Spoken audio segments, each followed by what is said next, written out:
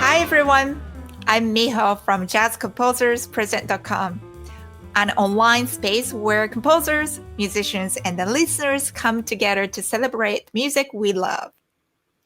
I'm joined today by Daniel Jamieson, composer, arranger, and a conductor, and the leader of the critically acclaimed big band, the Danjam Orchestra.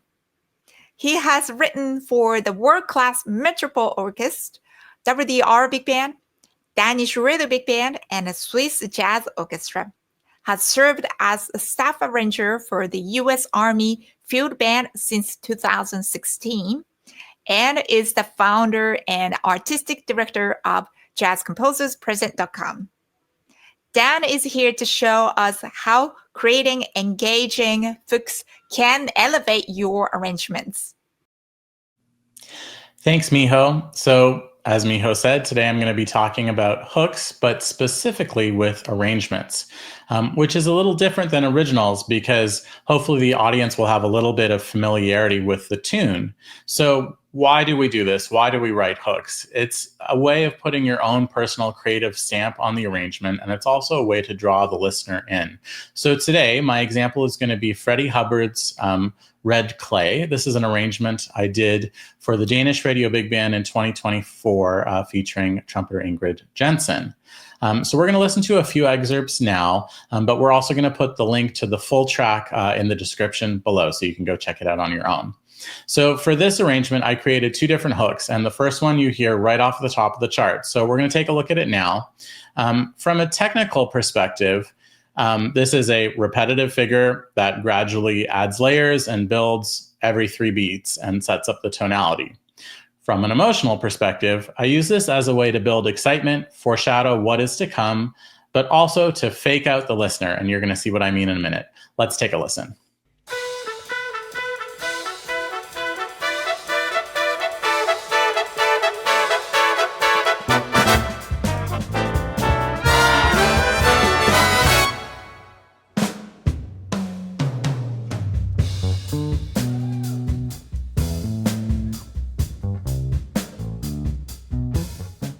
And there's the surprise. The rest of the chart is going to be in halftime. I also made some slight alterations to Freddie's iconic bass line to make it my own. The chart continues on with the presentation of the melody, a Barry solo, some backgrounds, which leads us to hook number 2. This first appears in the transition from the Barry to the trumpet solo. So let's take a look at the next slide. And as you can see, it's a rhythm section figure, and each member is catching a different eighth note subdivision of the pulse. Truth be told, this started as a copy-paste error, but I quickly went, wait a second, I think I have something here. This is kind of neat. It's a really nice way to break up the repetitive changes that we've heard previously, but also it gave Ingrid the freedom to explore this F-sharp pedal, and it's sort of in a mid-ish range. It's not too low, which was cool because when the horns come in, I was able to use the tuba as a bass function and sort of twist the harmony in a bit of an unexpected way. Let's take a listen to that.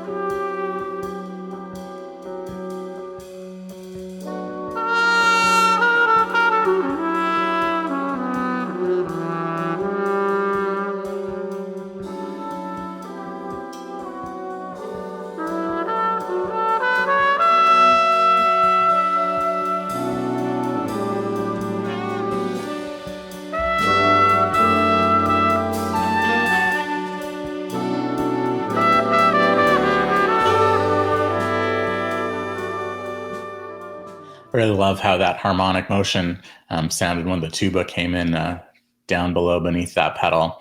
All right, so the next time a hook is going to appear is at the climax of Ingrid's solo. We're back to hook number 1. There has been no double time since the intro of the chart, so it's a nice surprise and a nice change of pace. But we're going to continue listening a little past that because after the end of her solo, we go back to hook number 2. And I turned this into a development section and wrote a chorale over it. And you're going to hear Ingrid uses her trumpet to generate some cool effects over this section. Let's take a listen.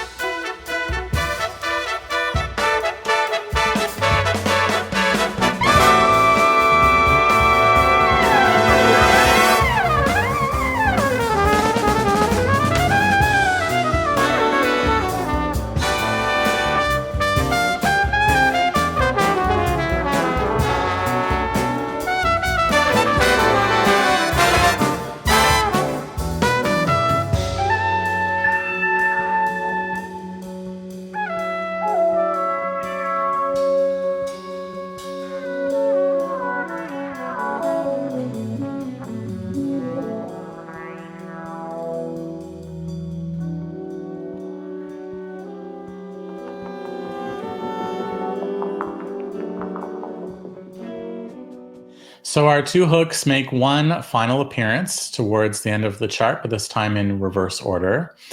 There was a key change on the head out, so I used this as a way to get us back to the original key. So this time you're going to hear the pedal. It's up a tone. It's a G sharp pedal, and you'll hear that transition back into the original key. So let's take a listen to that section.